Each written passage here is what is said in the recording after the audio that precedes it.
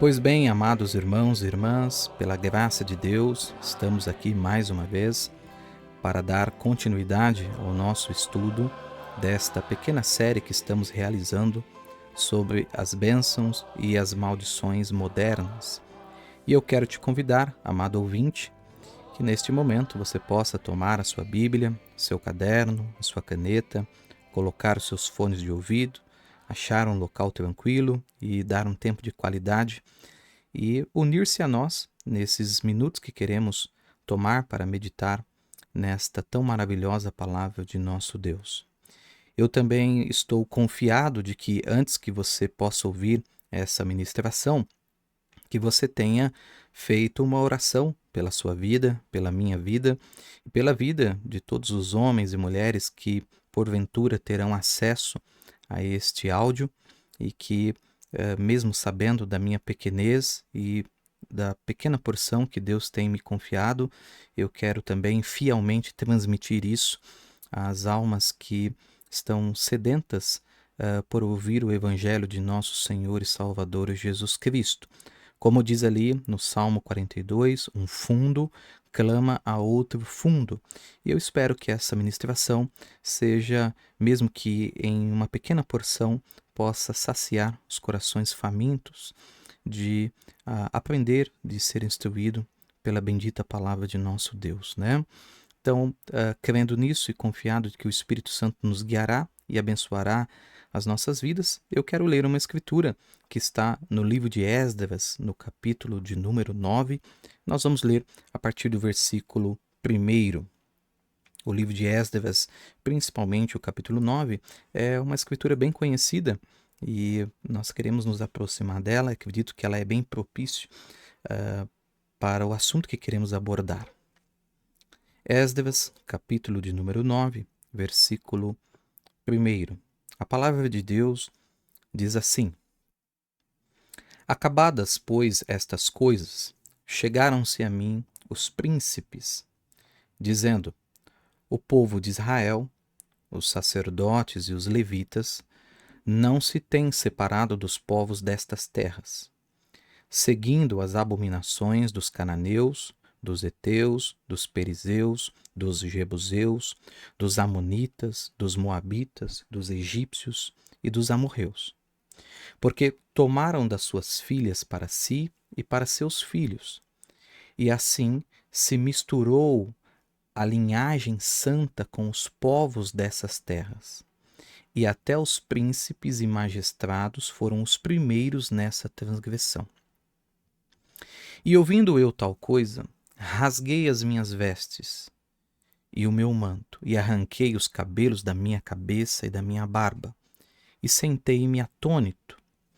E então se ajuntaram a mim todos os que tremiam das palavras do Deus de Israel por causa da transgressão dos do cativeiro. Porém, eu permaneci sentado atônito até ao sacrifício da tarde. E perto do sacrifício da tarde me levantei na aflição, na minha aflição. Havendo já rasgado as minhas vestes e o meu manto, e me pus de joelhos, e estendi as minhas mãos para o Senhor meu Deus, e disse: Meu Deus, estou confuso e envergonhado para levantar a ti a minha face, meu Deus, porque as nossas iniquidades se multiplicaram sobre a nossa cabeça, e a nossa culpa tem crescido até aos céus. Que o Senhor Jesus Cristo abençoe a leitura de sua palavra e também derrame essas bênçãos sobre nós à medida que nós meditemos nela. Pois bem, amados irmãos e irmãs, sem qualquer sombra de dúvida, nós estamos diante de um dos textos mais impactantes da Bíblia. E eu quero falar sobre a bênção perdida do rubor. E eu gostaria que você me desse atenção, e eu tenho certeza que algo da parte de Deus, direcionado à sua vida, te fará, ao final deste áudio, um melhor cristão, uma melhor cristã, para viver e manifestar esse glorioso evangelho. O livro de Esdras, ele, principalmente no capítulo 9, ele nos fala de uma cena que é quase um padrão no Velho Testamento.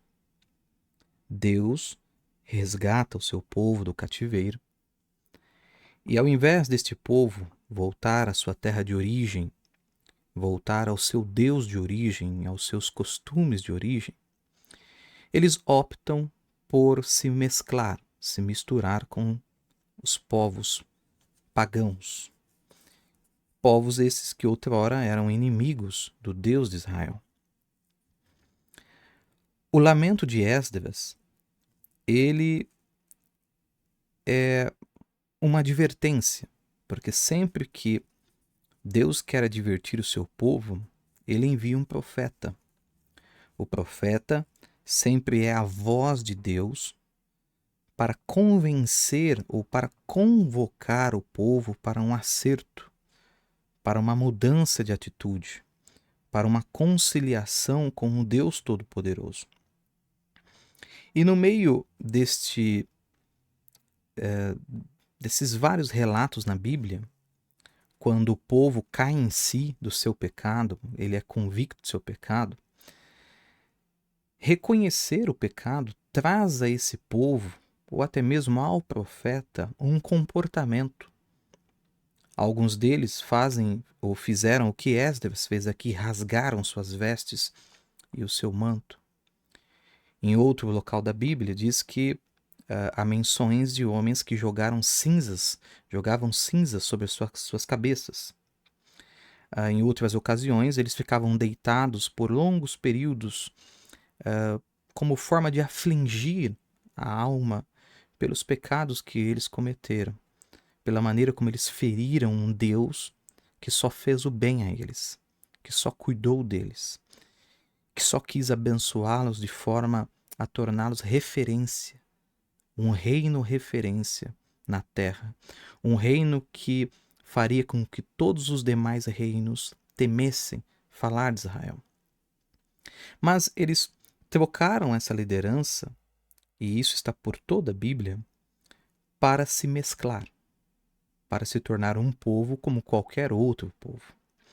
E é exatamente isso que está acontecendo no capítulo 9 do livro de Esdras. Outra vez, Israel, agora não qualquer Israel, mas aquele que sai do cativeiro, os exilados, aqueles que têm a oportunidade de voltar à sua terra de origem, mas que optam por não fazer e optam por repetir o padrão de seus pais e cometer o mesmo erro que os levou para o cativeiro, ou seja, perder a sua identidade dada por Deus e abraçar a identidade de outras nações, como estas citadas no versículo 1, os perizeus, os heteus, os cananeus, os amonitas, os moabitas, os egípcios, os amorreus e outros mais. Bom, sabendo que isso é um padrão, isso se repete lá em Ezequiel, isso se repete em Jeremias, nós temos as lamentações de Jeremias, é exatamente isso que acontece, e tantos outros profetas. Esdras, ele tem o mesmo comportamento, mas aqui nós temos um elemento especial e é sobre ele que eu quero falar nesses poucos minutos. Vocês sabem que o irmão Branham, muitas vezes, ele diz que o Espírito Santo controla o nosso comportamento. E o Espírito Santo que controla o nosso comportamento, ele também controla as nossas emoções. Isso está em muitas referências da mensagem. Por exemplo, quando o Espírito Santo cai no cenáculo, o Espírito Santo alterou o comportamento daquele povo. Tanto que se admirou, o povo que estava ali fora, se admirou em que eles estivessem bêbados e bebido àquela hora do dia. Mas aquilo não era vinho, não era mosto, era o Espírito Santo alterando o comportamento. Porque o Espírito Santo, sendo a vida de Deus, traz consigo o caráter de Deus, o comportamento de Deus. Eu me lembro de uma mensagem Quando o irmão Branham fala sobre aquele restaurante, o dono daquele restaurante elogiou o profeta e o seu povo, ele disse: irmão Branham, nós temos recebido igrejas e grandes líderes que têm vindo almoçar no nosso restaurante, e eles vêm, almoçam e vão embora, mas nós nunca vimos um povo como o seu povo. Quando terminou o almoço, eles tomaram todo o lixo que estava na mesa, todo o lixinho que caiu ali em volta do chão, varreram o ambiente onde ele estava, a ponto que nem os faxineiros precisaram trabalhar depois que o seu povo saiu daqui.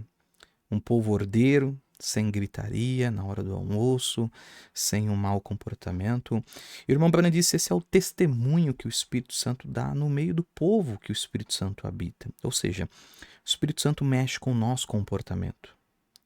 O Espírito Santo também mexe com as nossas emoções. E aqui em Esdras, no capítulo 9, nós estamos vendo um profeta ter uma emoção que eu quero, com a ajuda de Deus, destrinchar, ou meio que pensar dessa grande cena, algumas coisas que eu acredito ser muito importantes para os dias que nós estamos vivendo. Então, eu creio que vale a pena você dar a sua atenção.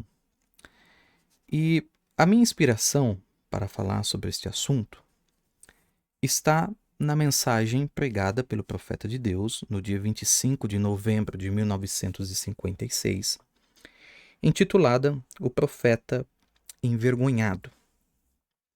Nesta mensagem, o irmão Branham, ele fala sobre Esdras. Ele vai falar da vergonha que Esdras sentiu, a dor e a aflição que ele passa pelos pecados dele, pelos pecados do povo dele. Uma coisa que o irmão Branham fala muito importante, Esdras não está se lamentando pelo pecado de qualquer povo. Esdras está se lamentando pelo pecado do eleito. Tanto que no versículo 2, o que está escrito é que até os príncipes e os magistrados, eles foram os primeiros a cair naquela transgressão. Então, o fato da liderança, do sacerdócio, dos príncipes, do magistrado, que deveriam proteger o bom comportamento do povo, a linhagem do povo, para que eles se mantessem limpos, santos, separados das outras nações, eles foram os primeiros a se mesclar, a se misturar, a vender a sua identidade e assim se misturando com outras identidades. E isso fez com que Esdras rasgasse suas vestes, rasgasse seu manto, fez com que ele sentisse aflição na alma, fez com que ele sentisse vergonha, mas não qualquer vergonha. E aqui é aonde eu quero me parar. Quando o irmão Branham pegou a mensagem O Profeta Envergonhado, se você der uma olhada no título em inglês, no inglês existe outras palavras que também significam vergonha, ou mais propriamente o adjetivo, né, envergonhado. O irmão Branham poderia ter usado ashamed, por exemplo, que significa também envergonhado. Ele poderia ter usado, deixa eu tentar me lembrar alguma outra aqui, embarrassed. Embarrassed também significa envergonhado, alguém que está com vergonha. Mas a palavra original ali no título da mensagem do irmão Branham é a palavra blushing. E blushing significa envergonhado, mas significa também, deixe-me citar aqui no português, mas eu já vou explicar isso, né? Significa também corado, ter as bochechas rosadas. Então não é apenas o fato da vergonha, mas é o fato de ter um símbolo externo dessa vergonha, ou seja, o fato das bochechas do profeta ficarem rosadas, avermelhadas. Então, um título muito honesto que poderia... a tradução está perfeita, o profeta envergonhado, mas uma que poderia ter sido utilizada também seria o profeta corado, né? Ou o profeta com as bochechas avermelhadas ou com as bochechas rosadas. Isso é tão verdade que no versículo 6 diz assim: Meu Deus, estou confuso e envergonhado para levantar a ti a minha face. Na nova versão internacional, no versículo 6, está escrito assim: Meu Deus, estou por demais envergonhado e humilhado para levantar o rosto diante de ti. Então, o profeta aqui, ele não só rasgou o manto, não só rasgou as vestes, ele não só se afligiu, mas como ele esconde uma face que está corada, que está com as bochechas rosadas, que está com as bochechas avermelhadas. E quando em uma conversa, né, esse assunto surgiu, isso há muitos anos atrás, isso nunca saiu do meu coração, eu sempre procurei uma oportunidade de poder falar um pouquinho disso, e eis que a oportunidade chegou, né? Então espero não ser cansativo, mas queria estudar bem assim, um pouquinho mais a fundo isso, do porquê que isso acontece, por que que Deus criou um corpo que no constrangimento, na vergonha, faz com que as nossas faces ficassem coradas, ficassem avermelhadas. E existe um outro texto na Bíblia, que eu vou ler daqui a pouco, que a queixa de Deus para com seu povo é que a face deles não estava ficando corada, não estava ficando avermelhada. Então vamos fazer o seguinte, vamos dividir aqui o nosso assunto em duas partes. Nesse primeiro momento, eu quero falar rapidinho do científico, ok? Da neurociência por trás das nossas bochechas ficarem rosadas. Eu sei que me parece meio ridículo eu falar desse jeito, mas não tem outra maneira. Mas espero que você não desista aqui do nosso assunto. Vai fazer muito sentido daqui a pouco. Pode ter certeza disso. Como eu sempre digo, eu odeio perder tempo e eu não vou fazer você perder seu tempo, tá bom? Então fica comigo, pega o seu caderninho aí, estude comigo isso. Eu acredito que vai ser de bênção para sua alma.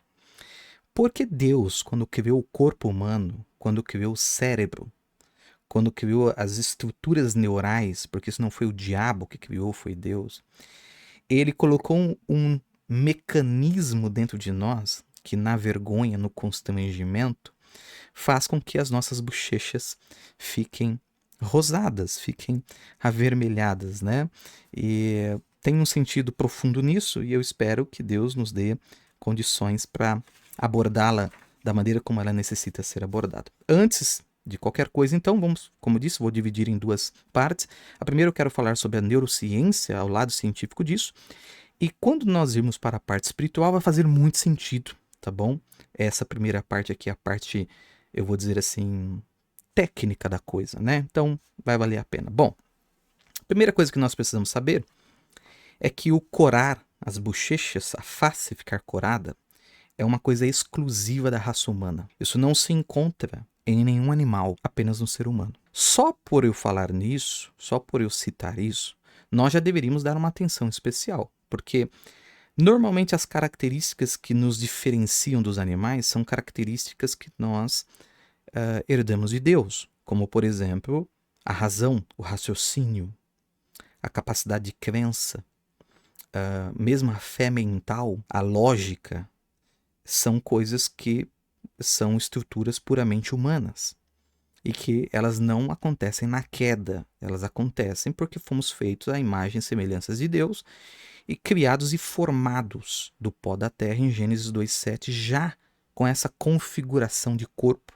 A queda, ela não é responsável pela carne humana, pelo corpo humano. Ela é apenas responsável por tirar a glorificação desta carne. E um dia esses 16 elementos serão glorificados quando a nossa teofania tomar este terrenal, como está na mensagem Quem é este? Melquisedeque. E então a soma de uma teofania com um corpo terreno de 16 elementos dá um corpo glorificado. Eu cito o que o irmão Branham disse lá na mensagem porque não somos uma denominação, lá no final Deus não fez nenhum desses 16 elementos para ser desperdiçado. Paulo disse: este que é mortal será revestido da imortalidade, este que é corruptível será revestido da incorruptibilidade. O mesmo Paulo disse em Romanos, no capítulo 8, que aquele espírito que dos mortos ressuscitou Jesus vivificará estes corpos mortais. Então, os 16 elementos com essa estrutura criada por Deus, ela será glorificada, né? E então, essa pergunta que eu acabei de fazer, o porquê que Deus fez algo tão interessante assim, né? A gente poderia também pensar acerca das lágrimas, né? Por que que nós choramos? O que que Deus tinha em mente quando fez com que lágrimas caísse, né? Por que que ela não cai da orelha, né? Por que que tem que sair dos olhos? Como que isso funciona? Então, sem dúvida, temos muitas perguntas sem respostas, né? E falando das nossas bochechas corar, isto é uma coisa exclusiva do ser humano, e isso é uma coisa que acontece quando funciona em nós um dispositivo emocional chamado de luta ou fuga. Esse dispositivo de luta ou fuga existe em praticamente todos os animais. A ameba do mar, que é uma criatura unicelular, por assim dizer, tem mecanismo de luta e fuga. Então, isso não é específico da raça humana, os animais têm isso. E o que é luta e fuga? É quando o nosso cérebro detecta perigo ou uma ameaça. Então ele prepara o nosso corpo para reagir, ou para lutar, ou para fugir. Quando eu estou dizendo lutar ou fugir, eu estou dizendo que o corpo prepara, ele fica preparado para tomar uma ação. Esse dispositivo chamado luta e fuga prepara o nosso corpo para a ação. Quando o nosso cérebro detecta um perigo, detecta uma ameaça, há um monte de coisas que acontecem no corpo que modifica o corpo para que ele possa tomar uma ação. E esse mesmo dispositivo acontece quando nós estamos constrangidos, quando nós estamos envergonhados. O que eu estou dizendo? Eu estou dizendo que, por exemplo, se você sai na rua e um cachorro feroz pula em você, seu corpo vai sofrer alterações que vai te preparar para lutar ou para fugir, né? E o que são essas mudanças? Essas mudanças são que o seu coração vai disparar, a sua pupila vai dilatar, você vai ter uma vasodilatação no corpo, as veias vão dilatar para que o fluxo de sangue aumente e não que ele aumente só, mas que ele seja mais rápido e que também carregue mais oxigênio. Isso acontece quando o nosso cérebro detecta uma ameaça. Isso acontece muito na depressão, por exemplo. Quem sofre de síndrome do pânico, ali um curto-circuito no sistema nervoso simpático que detecta perigo onde o perigo não existe. Portanto, essa pessoa ela pode estar dormindo e de repente ela acorda com o coração disparando, com falta de ar e com todos esses sintomas desse dispositivo de luta e fuga.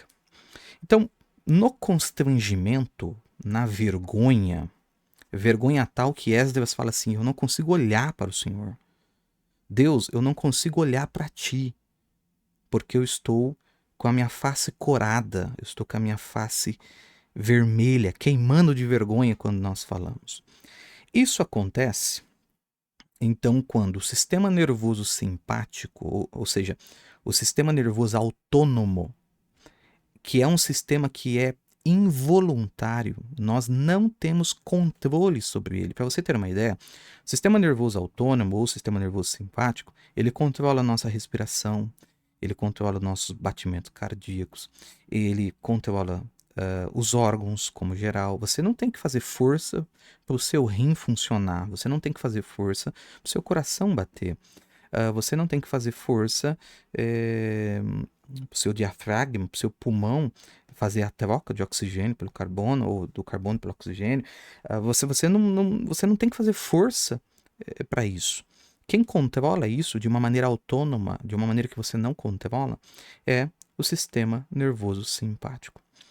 Presta atenção no que eu estou dizendo, porque quando eu estou falando que ele é um sistema autônomo, eu estou dizendo que ele é um sistema profundo, ou seja, que ele não é consciente. Se ele não é consciente, ele é subconsciente. E se ele é subconsciente, ele está falando da alma. Porque o irmão Branham disse que o subconsciente de uma pessoa é a alma daquela pessoa.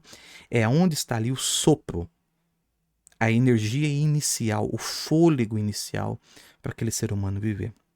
Então, não é uma coisa que se controla. Não é uma coisa que se tem. É involuntário, é autônomo. Tanto é verdade isso que, veja só, se você olhar uma pessoa, o simples fato de você dizer para essa pessoa que ela está com as bochechas vermelhas, mesmo ela não estando, só de você falar isso para aquela pessoa, as bochechas dela vai ficar vermelha. As bochechas dele vão se avermelhar, vão ficar rosadas. Então é uma coisa que ele não consegue controlar, é uma coisa autônoma, sem controle, involuntária. Assim como ah, a luta e fuga, por exemplo. Quando o perigo vem, quando o medo vem, é involuntário. Como o reflexo ele é involuntário, certo? Então é o sistema nervoso autônomo que cuida disso. Então, quando esse constrangimento vem, ele aciona o mesmo dispositivo de luta ou fuga.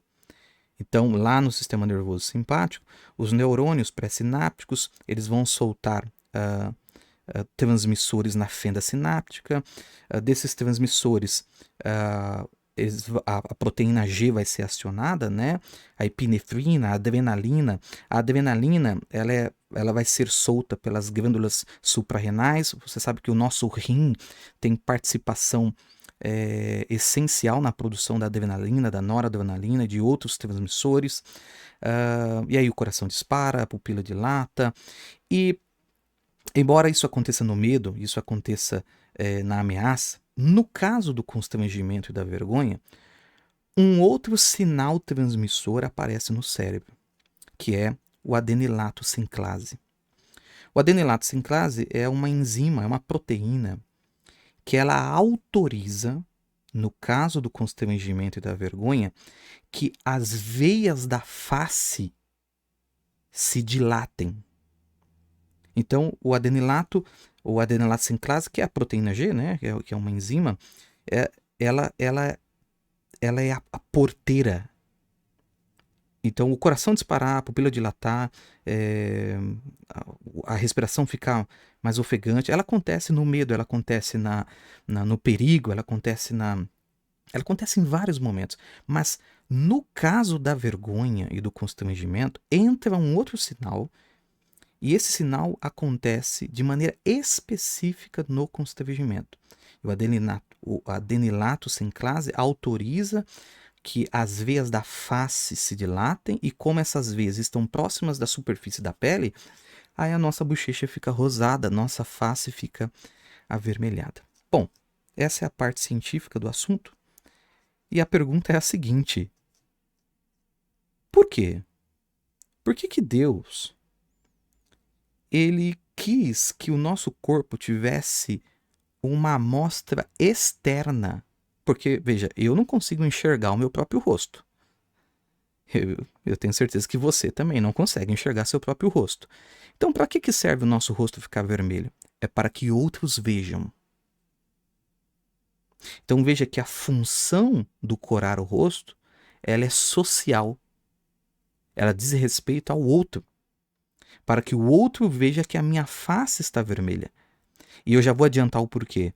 Para que o outro, e isso é incrível, irmãos, assim, eu tenho aqui um medo de comentar muito, que senão o nosso estudo vai ser só sobre isso, né? Eu disse uma vez, e irmãos têm me cobrado disso, eu queria até abrir um outro canal só para falar sobre esses assuntos, que eu acredito serem importantes, né? Serem agregadores inclusive a nossa fé, a nossa crença na Bíblia Sagrada, né?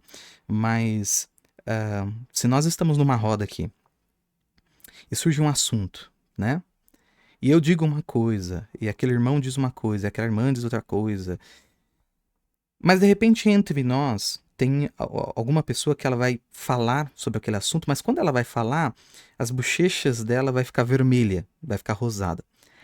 Algo em nós, aí veja só, algo inconsciente, dá mais crédito àquela pessoa que ficou com as faces avermelhadas.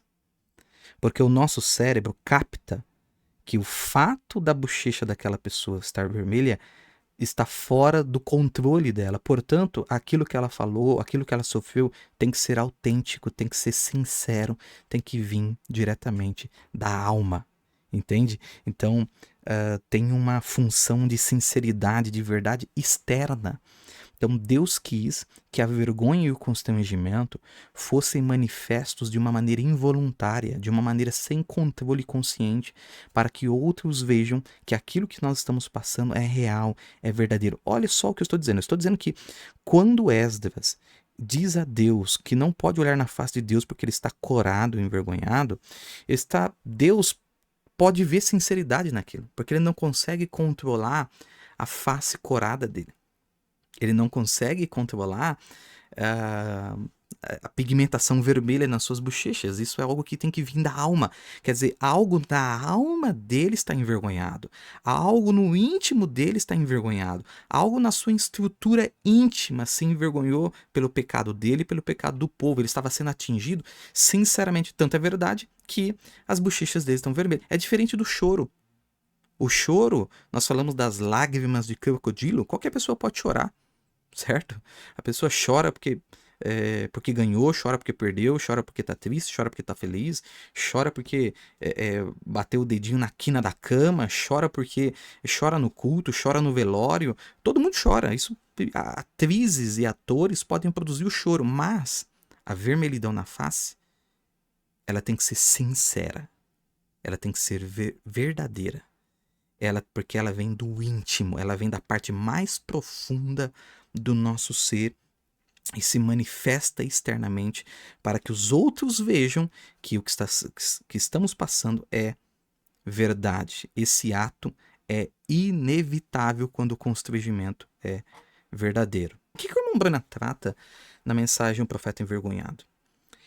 Ele fala que as pessoas não estavam mais tendo a face avermelhada. Eles estavam dizendo que estavam envergonhados, mas aquilo não vinha do profundo da alma. Não mais a face do povo estava corada, avermelhada, ou seja, não havia uma manifestação sincera da vergonha. Era apenas coisa fabricada. O profeta envergonhado está no meio de um povo que não está se envergonhando. Não está se envergonhando daquilo que estava cometendo, não está se envergonhando daquilo que fazia. E o que leva, irmãos, essa vergonha não existir mais? Essa vergonha não ser sincera? Por exemplo, deixa nós meditarmos aqui um pouco.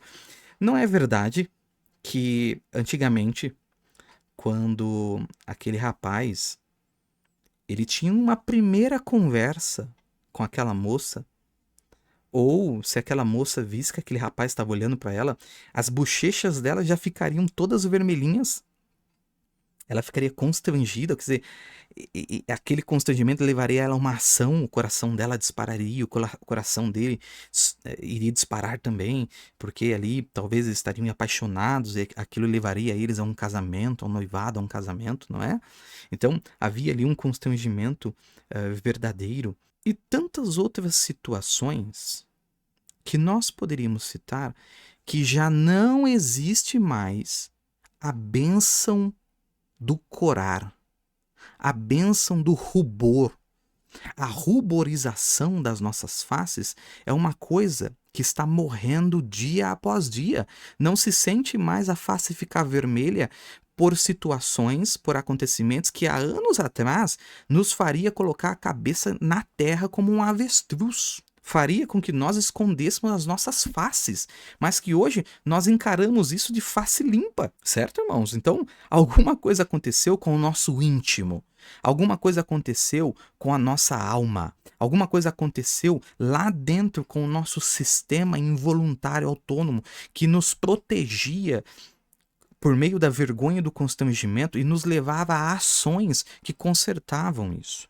Vou te dar um exemplo, irmãos. Você pega os pais da igreja, ou você pega os relatos, e eu cito os pais da igreja porque o irmão Branham citou os pais da igreja um monte de vezes. Era impensável que um novo convertido contasse a sua vida passada, a vida dele no mundo, a vida dela no mundo. Era impensável que ele iria contar acerca disso sem que ele estivesse afogando em lágrimas, sem que ele se sentisse envergonhadíssimo pelo que ele cometeu quando ele não conhecia a fé. Hoje, nós vemos irmãos e irmãs contando de suas vidas passadas até com um determinado orgulho. Parece até que eles estão orgulhosos de serem o que eles foram. Eles contam com orgulho as baladas que participaram, dos crimes que cometeram, da vergonha que foram seus pais e as suas mães, da vergonha que foram em seus casamentos. Eles contam sem ao menos tapar a face, sem ao menos a bochecha deles ficarem vermelhas. Não há nada neles que os constrange quando eles contam essa história. Eu, às vezes, vejo o testemunho de irmãos e irmãs falando de seus casamentos no mundo. Eles deveriam ter a bochecha deles vermelhas em usar seus exemplos de mundo diante de jovens, diante de rapazes e moças. Eles deveriam nunca tocar nesse assunto sem que pudessem esconder as suas faces, sem que suas faces ficassem avermelhadas.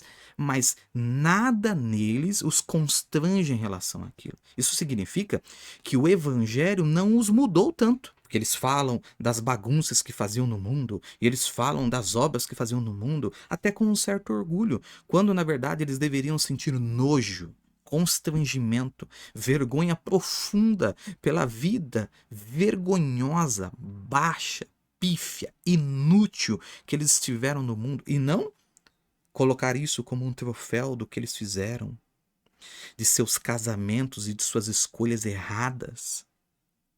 Eles deveriam ter vergonha de relatar a história deles.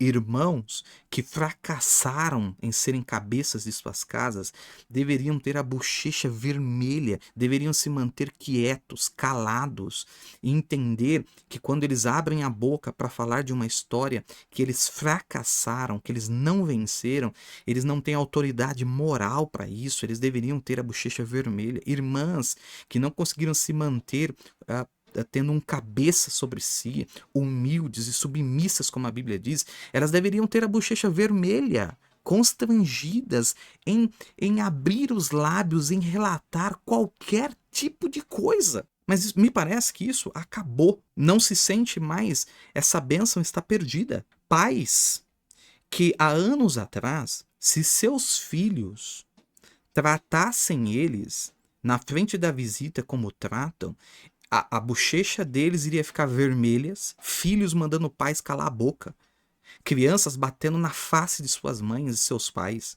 Se isso acontecesse anos atrás, com certeza, irmãos, a bochecha daquela mãe ficaria vermelhinha, a bochecha daquele pai ele ficaria constrangido com o comportamento daquele filho, ele iria lutar para aquilo jamais acontecer. Mas hoje, nós vemos as crianças mandar os pais calar a boca, elas são chefes de casa, elas controlam seus pais, e os pais nem ao menos se envergonham, a bochecha deles não fica vermelha, eles nem coram. Eles nem coram. Moças que deveriam ter a bochecha vermelha só de pensar em conversar com rapaz. Rapaz que deveriam estar envergonhados, constrangidos pelo simples fato de uma moça ter ido falar com eles. Mas hoje, isso acontece numa naturalidade e numa maneira tão mundana que nós vemos que aquele Espírito Santo que controla esta emoção não está lá.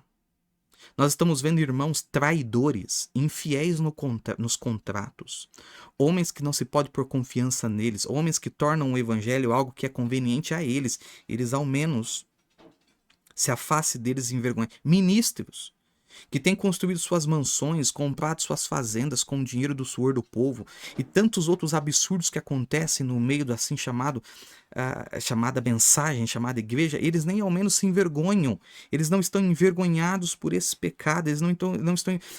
Deixa-me falar a verdade, Homens cuja vida desqualificou cada um deles para ocupar o ministério, eles deveriam, a face deles deveria queimar, a bochecha deles deveria ficar vermelha se a palavra ministério fosse soada para eles, uma vez que eles deveriam saber dentro de si o quão desqualificados estão por suas próprias escolhas do passado a ocupar o posto tão sagrado do quinto de Efésios. Mas, no entanto, eles não se envergonham.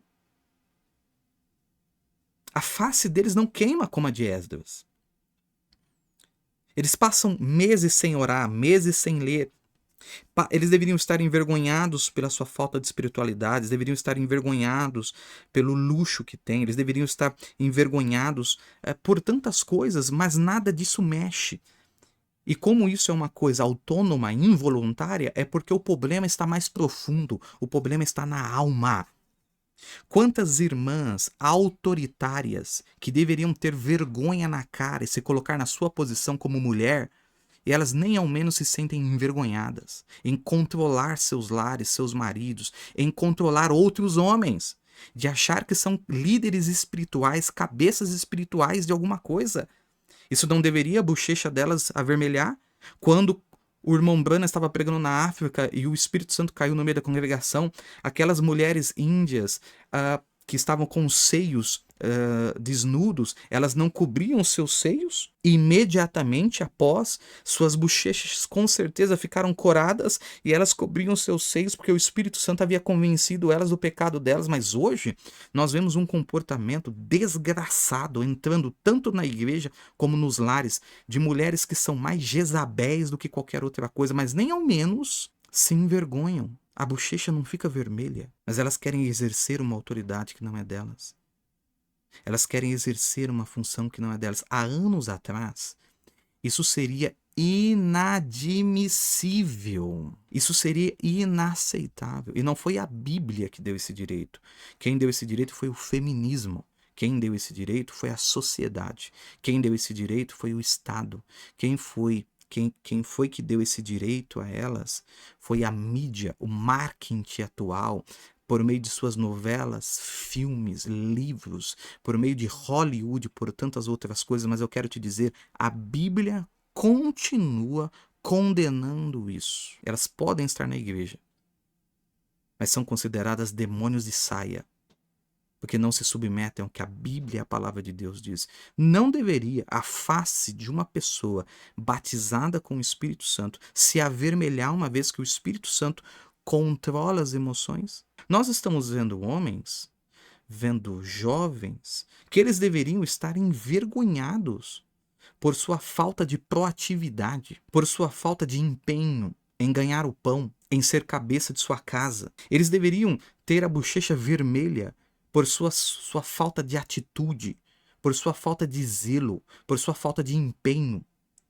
Eles deveriam ao menos estar envergonhados porque a energia que eles tinham que ter para procurar soluções para pastorear a sua casa, ser cabeça de sua casa e provedor de sua casa, eles gastam essa energia procurando desculpas, procurando meios para justificar a sua falta de atitude. São chorões, mimizentos. Eles deveriam ao menos, já que são batizados com o Espírito Santo, ter a bochecha envergonhada pela condição, e eu vou dizer, pecaminosa que se encontram, e não cumprir o mandamento do Senhor como um homem deve cumprir em sua casa. Nós deveríamos ter a nossa bochecha avermelhada, irmãos.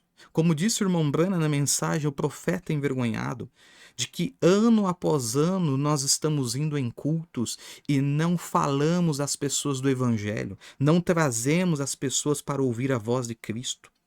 Nós deveríamos estar envergonhados porque nós não conseguimos trazer novos convertidos. Eu já preguei uma vez, eu já contei essa história para o corpo local de um irmão puritano lá no século XVIII, século XIX, que foi diante da igreja e chorou compulsivamente e chorou até que não pudesse chorar mais, porque o ano havia se encerrado e ele tinha trago à igreja apenas 200 pessoas, apenas 200 convertidos ele conseguiu no ano. Isso não deveria envergonhar a nossa face num meio de um mundo cheio de tecnologia, onde a informação nunca foi tão fácil, nunca foi tão rápida e nunca foi tão acessível como nos nossos dias, mas nunca houve tão pouco empenho e tão pouca vontade de falar de Cristo às pessoas como há no nosso tempo. No entanto, a nossa face não se envergonha. Nós não ficamos vermelhos diante de Deus. Achamos que temos algum direito na oração de pedir a Deus que continue nos abençoando. Fora as mulheres que não conseguem ser submissas, os homens que não conseguem ser chefes de suas casas por falha deles mesmos, filhos desobedientes, rebeldes, que deveriam envergonhar a face de seus pais. Fora disso, nós temos pessoas dentro da igreja que deveriam ter a face vermelha por estar anos na fé e nunca ministrar o dom que Deus deu a elas. Mas elas não se sentem incomodadas. Elas não se sentem nem mesmo preocupadas em saber se Deus presenteou elas com algum dom, que elas vão servir o corpo de Deus, ou vão servir o reino de Deus, e vão servir. Não, não, não, não. Eles não se sentem envergonhados. Eles não se sentem envergonhados em não praticar a caridade. Eles não se sentem envergonhados em não socorrer os irmãos e irmãs que preste atenção, que realmente necessitam. Não, não, está tudo bem. E a queixa de Deus era exatamente pelo fato deles não se sentirem envergonhados diante de um pecado que eles eram responsáveis e culpados. O profeta Esdras estava corado, envergonhado, em face à situação do pecado que ele era responsável, que o povo que ele fazia parte era responsável. A queixa de Deus tão forte, tão veemente, como vamos ler agora, é exatamente pelo fato de que eles não reconheciam a si mesmos responsáveis, atingidos pelo pecado que eles haviam praticado e, portanto, carregavam. E Deus não admitia a face deles não ficar corada, envergonhada. Eu quero ler duas escrituras no mesmo livro, o livro de Jeremias, Jeremias capítulo 6, no versículo 15. E depois eu vou ler Jeremias capítulo 8, no versículo 12. Então, pegue a sua Bíblia, Jeremias capítulo 6, versículo 15, diz assim: Porventura, envergonham-se de cometer a abominação? Pelo contrário, de maneira nenhuma se envergonham, nem tampouco sabem que nem tampouco sabem que coisa é envergonhar-se. Aqui, a palavra envergonhar é a mesma de Esdras, de corar, de ficar vermelho, de ruborizar a face, de ter as bochechas rosadas. Eles nem sabem o que isso significa, nem tampouco sabem que coisa é envergonhar-se. Portanto, cairão entre os que caem no tempo em que eu os visitar, tropeçarão, diz o Senhor. Deixe-me ler Jeremias 6,15 na NVI, na Nova Versão Internacional. Ficarão eles envergonhados da sua conduta detestável? Não, eles não sentem vergonha alguma, nem mesmo sabem corar. Portanto, cairão entre os que caem, serão humilhados quando eu os castigar, declara o Senhor. Veja que a NVI colocou o envergonhar-se como corar, como ter as bochechas rosadas. A queixa de Deus é que eles nem sabem o que é envergonhar-se pelos pecados que estão cometendo. Em Jeremias, no capítulo 8, no versículo 12, eu vou ler na versão ACF, depois vou ler na NVI também, diz assim no versículo 12: E curam a ferida da filha do meu povo levianamente. Veja, a filha do meu povo, falando de Jerusalém, né? Ela está doente, ela está enferma. E os líderes que deveriam curar, sarar ela, que deveriam derramar o bálsamo para que houvesse uma recuperação, tratam ela levianamente, dizendo paz, paz, quando não há paz. E aí o contexto do capítulo 8 é quase uma repetição do capítulo 6. Deus diz assim: porventura envergonham-se de cometerem abominação? Não, de maneira nenhuma se envergonham, nem sabem que coisa é envergonhar-se. Portanto, cairão entre os que caem e tropeçarão no tempo em que eu os visitar. A mesma coisa na versão da NVI, quando diz ficam envergonhados por essa conduta. Não, eles não sentem vergonha, eles não coram, eles nem mesmo sabem o que é ter as bochechas avermelhadas. Eles nem mesmo tinham consciência da responsabilidade deles pelo pecado deles, o pecado que eles tinham sido responsáveis e, portanto, carregavam. Isso se estende a outras áreas das nossas vidas e às outras áreas da vida cristã. Eu quero lembrar que no meio disso ainda há aqueles que deveriam estar envergonhados por serem dependentes da igreja, serem dependentes dos outros, serem dependentes da aprovação da família, serem dependentes da aprovação de irmãos e irmãs. Você não se envergonha em ser uma pessoa dependente emocional dos outros? Dependente emocional de homens, de mulheres? Nós deveríamos estar com as bochechas queimando. Ministros deveriam estar com as bochechas vermelhas, porque fracassaram em preparar uma nova geração, em formar uma nova geração de jovens em formar uma identidade da mensagem. O que é a mensagem hoje? É um pouquinho da Assembleia, um pouquinho da Batista, um pouquinho da Presbiteriana. Isso não deveria nos dar vergonha, isso não deveria vermelhar a nossa face, isso não deveria nos dar desespero, isso não deveria... Sabe por quê? É porque o Espírito Santo não está nos controlando. Porque isso é uma coisa involuntária, é uma coisa sem controle, é uma coisa autônoma, é uma coisa que tem que sair lá do fundo da alma. Se isso não tem acontecido, é porque em nós, na verdade, não tem essa coisa de avermelhar nossas faces diante de tudo isso. Eu, com todo respeito, os irmãos sabem que eu amo a todos os meus irmãos, eu não faço diferença em nenhum deles, diante de Deus digo isso. Mas, às vezes eu penso que meus irmãos e irmãs que vieram do mundo e que lá no mundo fizeram suas tatuagens. Você é um filho de Deus, você é uma filha de Deus. Mas eu não creio que você deva exibir isso com orgulho. Eu acredito que isso deveria trazer tal vergonha. Isso deveria trazer tal sentimento de corar o rosto. E não isso ser exibido, como às vezes eu vejo irmãos que fazem de tudo para cobrir, mesmo no calor, vem coberto. Eu sei o que eles estão fazendo, eu sei que Deus respeita isso, eu sei que Deus vai dar. No mundo tiveram condição para fazer, na fé vão ter condição de tirar. Fizeram para o mundo e vão retirar para Deus, para a honra e glória de Deus. Mas você entende que você não deve ter um sentimento... Não, pelo contrário, isso deveria trazer uma vergonha. Isso deveria corar a face. Deveria corar a face em contar as histórias do mundo. Deveria corar a face. Eu não creio que um moço e uma moça tome, por exemplo, o casamento de quem casou no mundo. Entenda? Deveria haver uma vergonha ao dizer, irmão, isso não é modelo, isso não é exemplo. O exemplo é a palavra. Deveria sentir-se uma vergonha. É o que eu tenho dito, irmãos, por isso que irmã Meda, irmã Rebeca, irmã Sara, irmão Billy Paul, irmão José Band, eles não são exemplos. Nosso exemplo é Jesus Cristo. Jesus Cristo é o nosso exemplo. Porque para nós, se irmã cortou cabelo, se irmã usava determinado tipo de roupa, elas não são exemplo. Como o irmão Branham disse, o pastor, o homem pastor, Deus coloca ele ali e existe uma escritura sobre ele. Existe uma escritura que você deve atentar para a fé e imitar ele. É verdade, isso está lá. Isso tem um local para isso daí. Mas quando nós olhamos na Bíblia, nós seguimos o que o pastor é, porque o pastor está manifestando Jesus Cristo. Nós seguimos o que o irmão Branham foi, porque o irmão Branham estava manifestando o caráter de Jesus Cristo.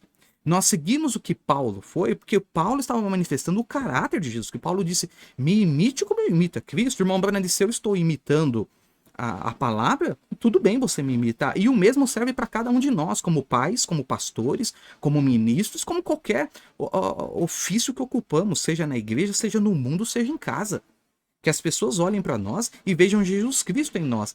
E que elas vejam também que nós nos envergonhamos quando as coisas não estão bem. Nós nos envergonhamos quando as coisas estão mal. E não usamos essas coisas para que elas sejam imitadas. Por isso, na mensagem Um Profeta Envergonhado, lá no parágrafo 102, 104, o irmão Branham disse, eu sou culpado.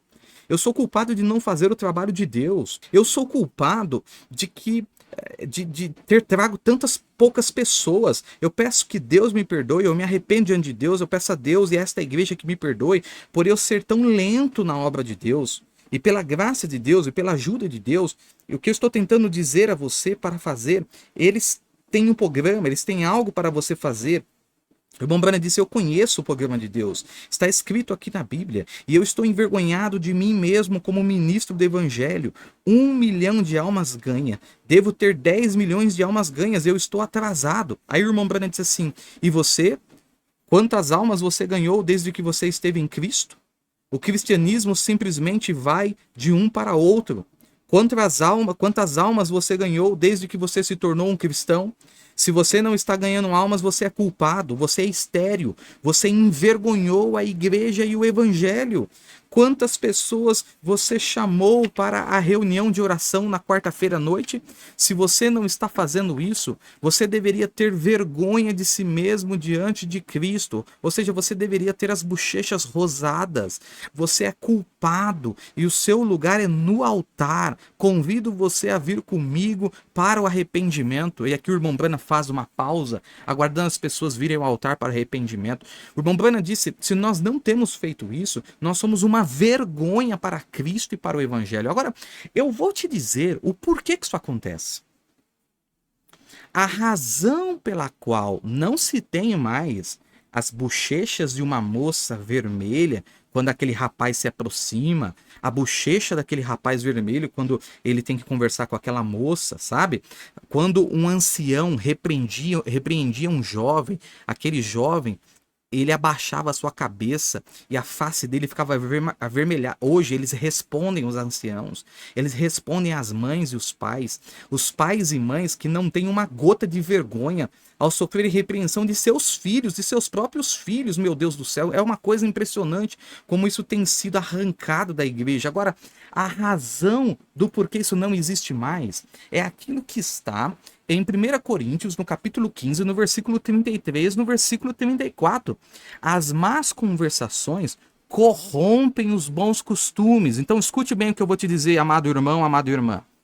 A razão por que, o motivo pelo qual isso não acontece mais de uma maneira involuntária, isso não acontece de uma maneira autônoma, isso não acontece mais de uma maneira genuína, isso não vem do profundo da alma, é porque o nosso ambiente foi alterado. O nosso ambiente foi deturpado. Nós estamos convivendo em um ambiente que é normal a mulher ser autoritária. É normal o homem ser feminino. É normal os jovens serem rebeldes.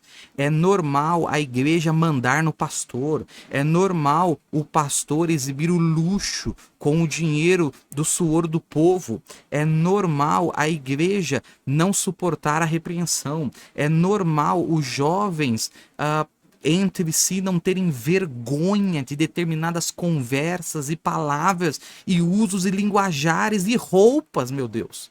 O ambiente corrompeu.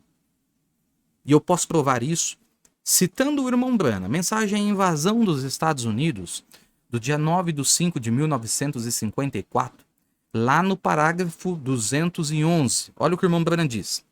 O pai dela entra à noite e acende o seu charuto, pega um copo de cerveja, senta e bebe. A mãe está lá fora durante o dia com um monte de mulheres em alguma festa de cartas ou em algumas coisas sociais assim. Aí o irmão Brano pergunta: como você pode esperar que a criança seja outra coisa?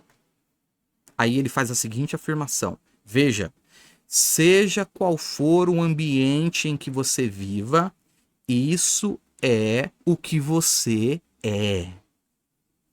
Seja qual for o ambiente em que você viva, isso é o que você é. Tome uma garotinha, um garotinho, coloque-os aqui. Deixe-os viver com alguém. Você pega um homem, eu posso levar o meu filho, deixá-lo sair por um dia com alguém. Deixe-me entrar. Sempre posso dizer com quem ele esteve. Certamente, observe, aquele ambiente, aquele espírito o pega. O irmão Bruno até vai dizer aqui no parágrafo seguinte: você entra em um lugar onde o pastor esteja todo engomado e frio, observe, todo o grupo vai fazer igual. Você entra naquele ambiente. E lá embaixo ele vai dizer a mesma coisa. Agora, toda mãe e todos eles estavam bebendo e se divertindo, é o ambiente. Então os filhos vão repetir o que tem no ambiente. Na mensagem Guiados pelo Espírito, do dia 23/7/1956, no parágrafo 42, ele diz: geralmente, se um homem vai ser um crente, ele tem que se separar de seus amigos mundanos. Todas as pessoas, afaste-se do meio dos incrédulos. Eles só vão chamá-lo de volta ao mundo novamente. O ambiente tem muito a ver com isso. Lá embaixo ele vai dizer: é o ambiente que conta. A mesma coisa na mensagem à ceia das bodas, no parágrafo 35, quando ele vai dizer sobre o ambiente. A mesma coisa na mensagem Queremos Ver a Jesus, do dia 4 de janeiro de 1957, que o irmão Branham vai dizer é a sua atitude, que tipo de ambiente você cria ao seu redor, para a sua crença ou para a sua descrença. Portanto, afaste-se de todas as suas superstições e crie um ambiente ao seu redor. E essa é a diferença. É o ambiente que faz a diferença. E ele repete outra vez: é o ambiente que faz a diferença. Portanto, na mensagem Vida também, do dia 19/7/1962, o irmão Branham fala que o ambiente influencia você. Isso influencia você. Eu espero que você esteja lendo nas entrelinhas. Esse é o parágrafo 27. O que eu estou dizendo agora, isso influencia você naquele ambiente. E a primeira coisa que você sabe é que você se torna parte desse ambiente. Você entra no ambiente. Você é, então, meu irmão, o que o ambiente é. E o que se tornou o ambiente da santidade? O que se tornou o ambiente da fé? O que se tornou o ambiente das nossas casas? Essa é a razão porque Eliseu convocou ursas e elas foram e assassinaram 42 crianças, despedaçaram aquelas crianças, porque o ambiente da casa delas, na mesa da casa delas, fez com que elas recebessem uma descrença. E essa descrença moldou o comportamento dela. Esses filhos desobedientes nas casas vão ser desobedientes na igreja. Essas esposas insubmissas em seus lares vão ser insubmissas dentro da igreja. Esses homens afeminados em suas casas vão ser afeminados nas suas igrejas. Então, é o ambiente define. Por isso que uma pessoa precisa ter o Espírito Santo, porque quando o Espírito Santo sela ela, é ela que domina o ambiente, é ela que produz o ambiente. E quando ela não consegue, ela tem força para sair daquele ambiente. E é o Espírito Santo dela que faz a face dela corar.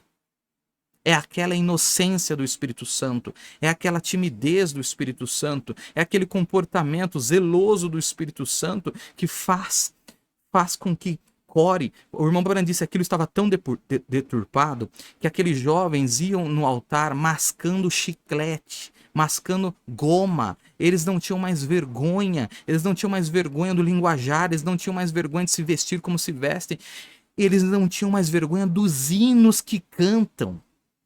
Que coisa mais absurda! Que coisa mais... Eu não tenho palavras para descrever isso. Nossa face deveria estar vermelha, irmãos. Pelo comportamento, pela falta de atitude, mas isso é porque o nosso ambiente mudou. Por isso, em nome de Jesus Cristo, eu dou um conselho nesse momento. Voltemos ao ambiente da Bíblia, irmãos. Voltemos ao ambiente da palavra. Voltemos ao ambiente primitivo, voltemos ao ambiente que os nossos pais tinham lá na era primitiva, o ambiente que fazia com que, quando nós tropeçássemos, ou quando nós comportássemos de uma maneira que entristeceu o Espírito Santo, havia uma coisa involuntária, havia uma face vermelha, havia um rubor na nossa face. Essa bênção que foi perdida, que faces abençoadas daquelas moças quando algum jovem tentava uma coisa imoral e elas ficavam tão envergonhadas, elas fugiam daquilo.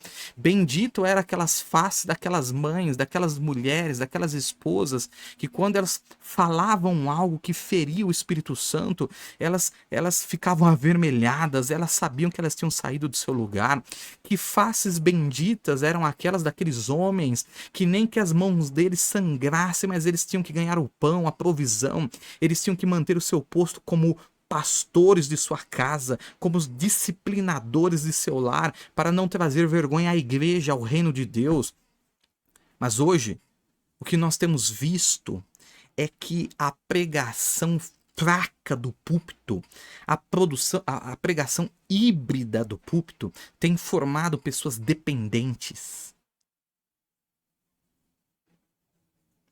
Pessoas que são cristãs enquanto estão na igreja. Pessoas que estão sendo preparadas para trabalhar na igreja, mas não no mundo. Uma fraqueza que não avermelha a face. dependentes da aprovação dos outros. No entanto, são resistentes à correção e à sã doutrina. Eles não têm vergonha de pisar na sã doutrina. Eles não têm vergonha em pisar em Efésios 4:11, em ocupar um posto que a Bíblia os proíbe. Eles deveriam ter vergonha. Eles deveriam, pelo menos, a face deles avermelhar. Eles teriam favor com Deus. Ou seja, alguma coisa dentro deles ainda estaria vivo, ainda estaria funcionando, quando aquilo automaticamente, de maneira autônoma, de maneira involuntária, produzisse em suas bochechas o avermelhamento, o rubor, por terem que ser corrigidos, por serem irrepreensíveis. Mas parece que isso tem morrido porque o ambiente da fé tem morrido. Mas eu creio, de toda a minha alma, que o Espírito Santo... Isso sem falar em outras coisas, irmãos. O que você acha, amada irmã e irmão de mais idade, mais velhos que eu? O que uma moça que não sabia ser uma dona de casa e ela fosse motivo de chacota, motivo de zombaria, motivo de brincadeiras, porque ela não sabe como cuidar de uma casa, ela não sabe como cuidar de uma roupa, ela não sabe como ser uma boa esposa para o seu marido. Isso não avermelharia a face dela, isso não traria vergonha a ela. A mesma coisa para um rapaz, de não ser um homem, de não ser alguém que é a cabeça de sua casa. Isso não deveria fazer as bochechas dela avermelhar. Essa bênção que foi perdida é que muitos foram engolidos pelo ambiente moderno, social.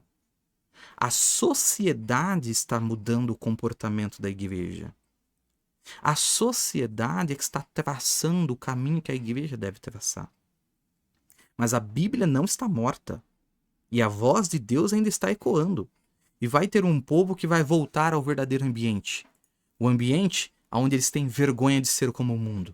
O ambiente que eles têm vergonha em trabalhar em determinados trabalhos. Eles têm vergonha de visitar determinadas casas. Vergonha de receber determinados parentes. Vergonha de perder culto. Vergonha de não orar. Vergonha de não ler. Vergonha de não ministrar os seus dons. Vergonha de não apoiar a obra. Vergonha de se chamar cristão e nunca convencer a ninguém de Cristo Jesus como o único e suficiente Salvador. Como pode, meu Deus do céu, pessoas que falam que não congregam, que não tem um pastor, a face delas não ficar vermelha? E elas colocarem ou falarem as desculpas mais mirabolantes, mais absurdas, seja elas envolvendo qualquer coisa. Eles deveriam ter vergonha. Quantos pais que são assassinos de seus filhos, mães que são verdadeiras assassinas de suas filhas, eles deveriam ter vergonha, eles deveriam ter a face queimada de vergonha por estarem fazendo nada ou muito pouco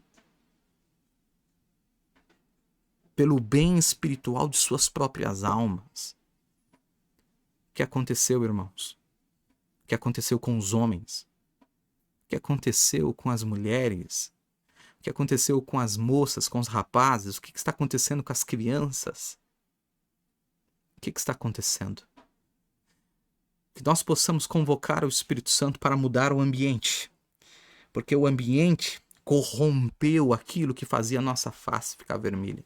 Mas diz a Bíblia que quando Esdras se posicionou, o eleito foi se juntando a ele. Não é normal nós nos casarmos com filisteias. Não é normal nós nos casarmos com moabitas. Nós mesclarmos a nossa fé. Quando é que passou a ser normal você gastar todo mês no seu cartão de crédito uma parcela para ter acesso a filmes que Hollywood produz? Como que isso não envergonha? Como que isso não pode avermelhar sua face? E você pode até estar me ouvindo e isso soar em você como exagero, mas saiba que isso é a ausência do Espírito de Deus, porque se o Espírito de Deus estivesse aí, ele estaria confirmando com vergonha, com constrangimento o que está sendo dito, porque foi isso que foi feito nos dias do profeta de Deus, irmão Brana. O apóstolo Paulo disse em 1 Coríntios, capítulo 5, vocês não se envergonham de manter uma pessoa que não está vivendo a fé cristã entre vocês, um rapaz que está se deitando com a mulher de seu pai? Vocês deveriam ter vergonha. É isso que somos, coríntios?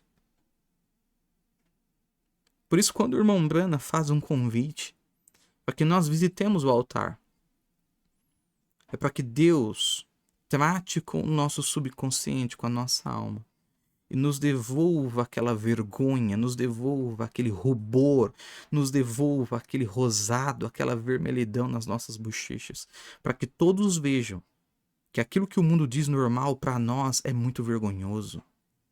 Para nós é muito constrangedor. É muito constrangedor, é muito constrangedor. É o que eu tenho dito aos irmãos. As pessoas têm vergonha de pular, de rolar no chão. Elas deveriam ter vergonha do silêncio delas diante da palavra. Elas deveriam, nunca diante de Deus houve silêncio, nunca, nunca. Tanto que para ele ser Deus, teve que haver anjos 24 horas, 7 dias por semana, clamando santo, santo, santo, santo é o Deus Todo-Poderoso. Mas a igreja que não sente o efeito do vinho espiritual, e a Bíblia diz que vinho e azeite, esse é um outro assunto que depois nós queremos tratar, andam juntos, eles não podem ser danificados, mas não há uma vergonha em não sentir o mover de Deus. Não, não há uma vergonha. Eles não sentem vergonha por ser traidores, eles não sentem vergonha por serem desleais, infiéis, eles não sentem vergonha por só tomarem a Bíblia naquilo que é conveniente, eles deveriam ter vergonha, suas bochechas deveriam estar rosadas, mas a razão disso é que eles não têm o Espírito Santo e por isso o ambiente os define. O ambiente do trabalho, o ambiente da igreja, o ambiente da família, o ambiente dos parentes e o ambiente dos amigos do mundo. E o irmão Brana diz o que o ambiente é o que você é. Mas se o Espírito Santo entrar na sua vida, você vai ver que ele te trará um constrangimento profundo, verdadeiro, e automaticamente você esconderá a sua face diante de Deus e dirá como Esdras: Pai, estou envergonhado e humilhado e eu não posso olhar para ti. Eu me lembro uma citação do profeta, quando ele fala que Deus não considera a confissão daquele marido. Quando aquele marido que traiu a sua esposa vai confessar, e ele abraça aquela esposa e com alguns sorrisos e algumas gargalhadas, tenta trazer ela para um ambiente de alegria, dizer: ó, você sabe, minha pequena esposa, você sabe como eu sou, você sabe o meu jeito, né? Você sabe que eu já tive uma vida no mundo e que eu luto. O irmão Branham disse: isso não é válido, isso não é verdadeiro. Porque o verdadeiro arrependimento, ele tem que trazer uma tristeza profunda, uma vergonha, uma humilhação profunda, íntima, lágrimas brotando do íntimo, para que aquele arrependimento possa ser considerado por Deus. Quantos de nós já perdemos essa bênção há muito tempo? A tal ponto que pecamos e chegamos a Deus e falamos: Deus, me perdoa aí de qualquer jeito, de qualquer maneira, como se ele não fosse uma pessoa. Como se ele fosse ali um botão que se apertou, jogou o lixo fora, está tudo bem. Mas Deus não muda, seus meios permanecem o mesmo. Por isso essa mensagem te encontrou, está indo de encontro ao seu coração. Porque há uma convocação da parte de Deus para que nós voltemos ao altar. Irmãos e irmãs, igrejas controladoras que acham que definem o que o homem de Deus deve pregar e ensinar, que foram dominados, escravos de pecado, mas que de repente se acham na posição de ordenar, de dizer como é que a casa de Deus deve andar.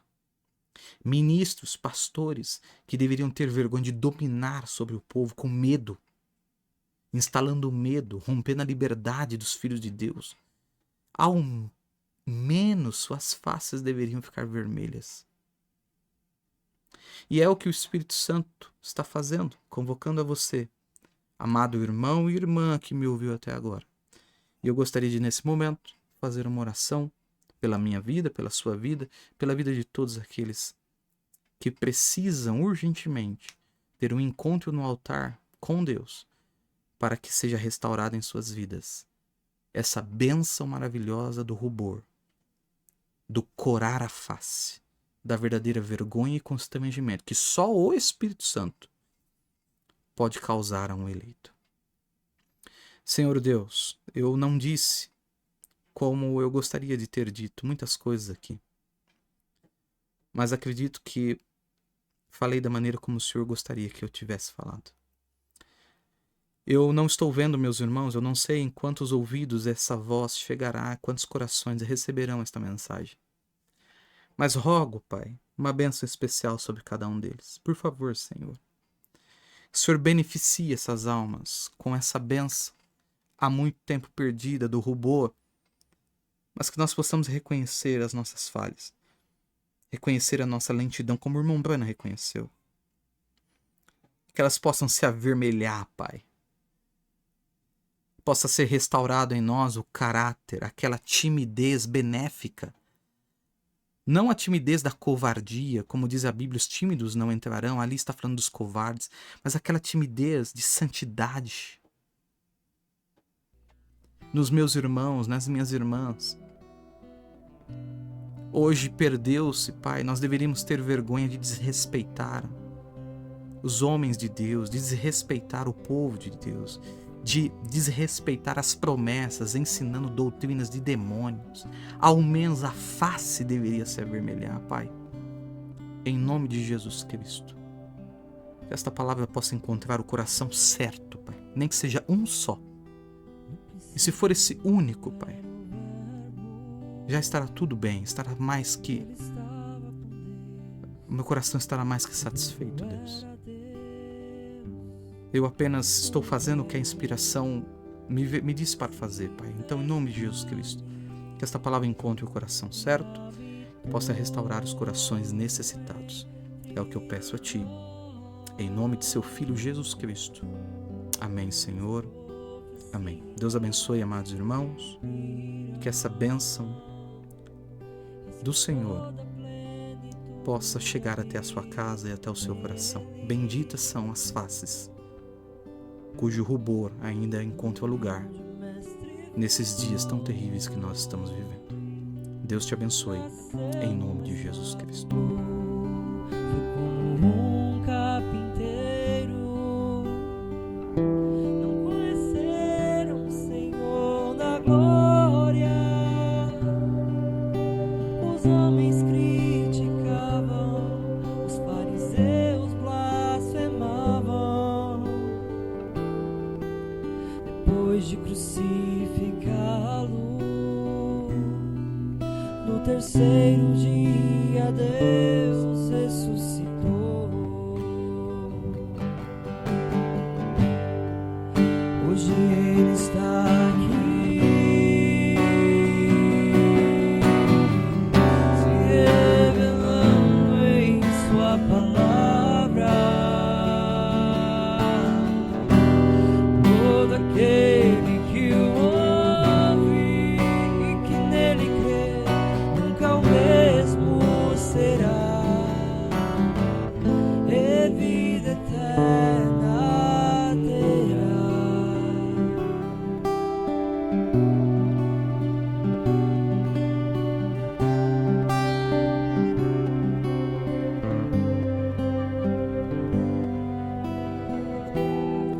Ele é luz para o cego e a força para o fraco. Na cova Ele estende a mão, trazendo paz, consolo e o seu perdão.